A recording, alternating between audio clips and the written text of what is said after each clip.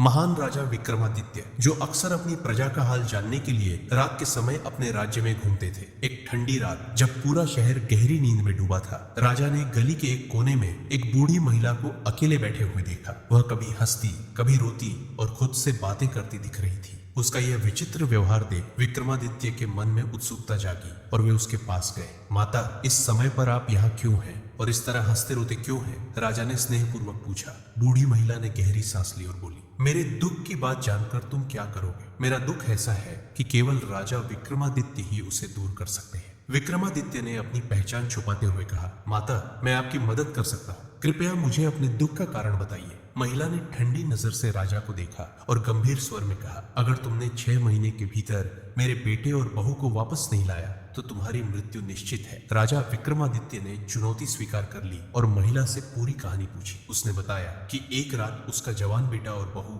अचानक गायब हो गए। उनके बिस्तर पर केवल बड़े बड़े पत्थर पड़े थे। इस दुख में वह रात दिन अपने होश खो बैठी है, किसी पागल की तरफ बन गई है। राजा ने वचन दिया कि वह उसके बेटे और बहू को खोज कर लाएंगे और अपने मिशन पर निकल पड़े। कई गांवों और नगरों में खोज की, लेकिन कोई सुराग नहीं मिला। फिर एक रात थक कर वे एक नदी के किनारे आराम कर रहे थे। तभी उनकी नजर एक धोबी पर पड़ी जो रात के समय कपड़े धो रहा था। विक्रमादित्य ने हैरानी से पूछा, इतनी रात को तुम कपड़े क्यों धो रहे हो? धोबी ने जवाब दिया, मेरी बेटी अनारकली के काम रात में ही होते हैं, दिन का उजाला उसने कभी देखा नहीं है। यह सुनकर राजा के मन में संदेह और उत्सुकता दोनों बढ़ गए। उन्होंने अनारकली से मिलने का विचार किया। अगली सुबह राजा ने धोबी से मुलाकात की और अनारकली से विवाह का प्रस्ताव रखा। धोबी ने खुशी खुशी यह प्रस्ताव स्वीकार कर लिया। शादी के बाद भी अनारकली दिन में सोती और रात में अजीब ढंग से काम में व्यस्त हो जाती, किसी से सीधे बात भी नहीं करती थी। विक्रमादित्य को उसके इस रहस्यमयी व्यवहार का कारण जानने की इच्छा हुई तो उन्होंने एक महात्मा से मदद ली। महात्मा ने राजा को 3 जादुई गोलियां दी और कहा,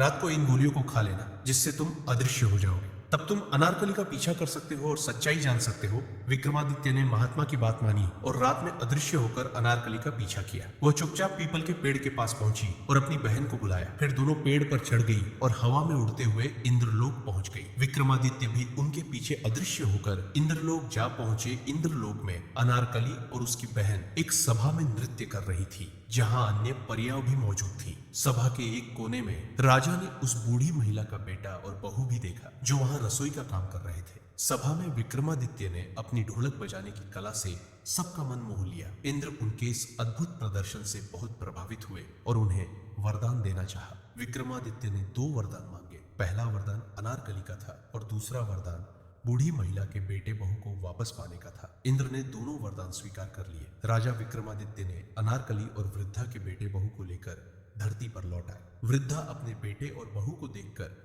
खुशी से झूम उठी और पूरा राज्य इस अद्भुत घटना से प्रसन्न हो गया। इस तरह विक्रमादित्य ने अपने वचन का मान रखा और राज्य में शांति और समृद्धि भी बनाए।